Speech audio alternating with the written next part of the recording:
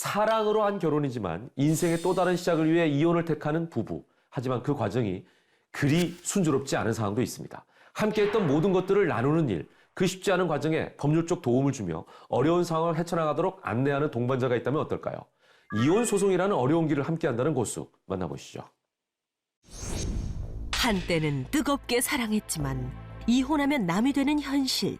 그 과정은 길고 지치기 마련입니다. 새로운 출발을 위해서는 이혼도 잘해야 한다는데요. 함께했던 모든 걸 나누는 일, 여간 껄끄러운 게 아니죠. 그 껄끄러운 일을 깔끔하게 해결해주는 고수가 여기 있습니다. 안녕하세요. 재산 분할 당당하게, 철저하게, 확실하게 하셔야죠. 제가 도와드리겠습니다. 재산분할 전문 변호 이영호 고수입니다. 서울 서초구 고수의 사무실. 안녕하세요. 어떤 일로 오셨습니까? 제가 네. 결혼 생활을 지금 20년 넘게 하고 있는데요. 너무 답답한 게 많아서 지금 남편이랑 이혼을 하려고 변호사님한테 좀 상담드리러 왔습니다. 네, 뭐 어떤 일이 있으셨나요? 그 의처증도 있는 것 같고 네. 아이가 커감에 있어서 전혀 뭐 가족을 돌볼 생각도 없고 제가 도저히 이제 더 이상은 살 수가 없을 것 같아서 변호사님한테 여러 가지 여쭤보려고 이렇게 왔습니다. 얼마나 많이 힘드셨어요? 그래. 의뢰인의 긴장을 풀어주는 것부터가 상담의 시작. 경청과 공감이 무엇보다 중요하답니다. 여기에 오시는 분들은 다 마음이 많이 아프신 분들이시잖아요.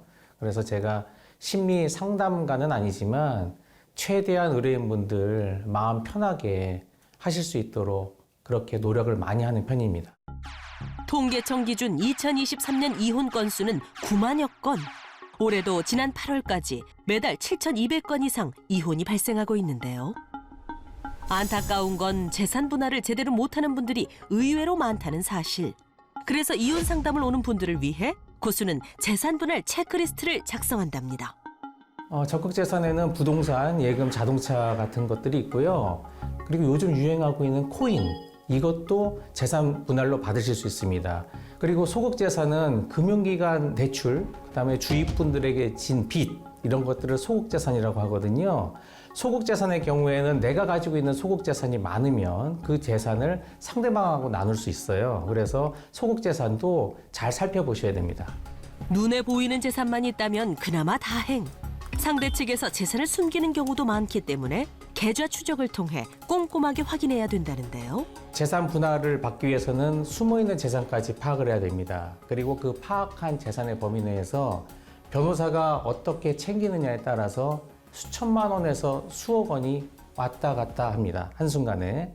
그래서 그 돈은 의뢰인들이 다시 제기할 수 있는 기반이 되고요. 그렇기 때문에 제가 더 꼼꼼하게 신경 써서 챙겨드리게 됩니다. 고수가 재산 분할을 전문으로 하게 된 건 전공 덕분이었답니다. 경제와 법률 지식으로 도움이 필요한 분들을 만나고 있는데요. 요즘도 안주하지 않고 꾸준히 공부하고 있답니다.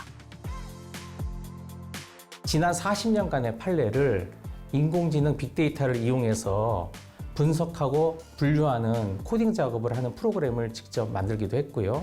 그 프로그램을 가지고 지금 제가 다루고 있는 사건을 접목시켜서 가장 유사한 사건을 집중적으로 분석하는 것이 사건 해결에 도움이 되고 있습니다.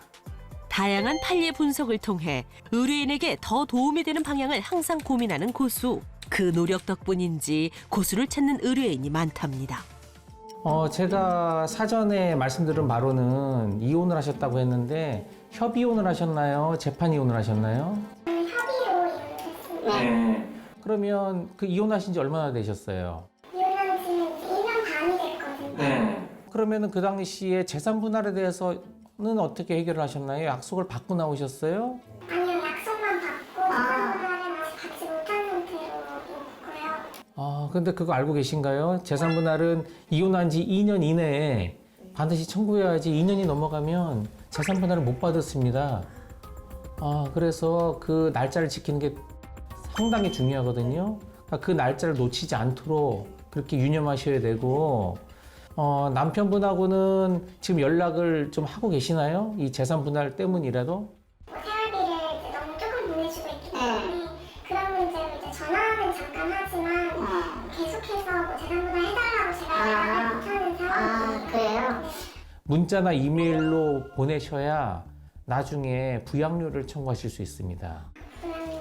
부양료를 따로 받을 수 있는 네. 받을 수 있습니다. 그런데 그것은 그렇게 요청을 해야 받을 수 있어요. 그러니까 그것을 문자나 이메일로 꼭 남기시기를 제가 말씀을 드릴게요. 재산 분할에 대해 모르는 분들이 많아 안타까운 경우도 있답니다. 어떤 경우에는 한 달 남겨놓고 오시는 분들도 계시고요. 그러면은 바로 일단 소송부터 제기를 하셔야 됩니다.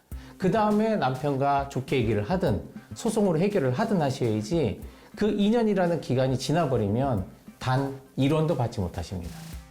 막막하기만 했는데 희망의 실마리를 찾은 듯 한결 밝아진 의뢰인. 변호사님께서 해결책을 주시니까 그거 믿고 가면 될 것 같고요.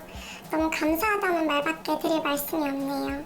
앞으로 갈 길이 좀 먼데 변호사님 믿고 가면 될 것 같아요. 혼자가 되길 결정한 순간 삶의 안정을 찾을 수 있도록 든든한 도움을 주고 싶다는 이영호 고수. 이혼은 가장 힘든 순간이지만 제가 더 노력해서 한 분이라도 더 행복해지셨으면 좋겠습니다. 그렇게 도와드리기 위해서 제가 더 연구하고 노력하겠습니다.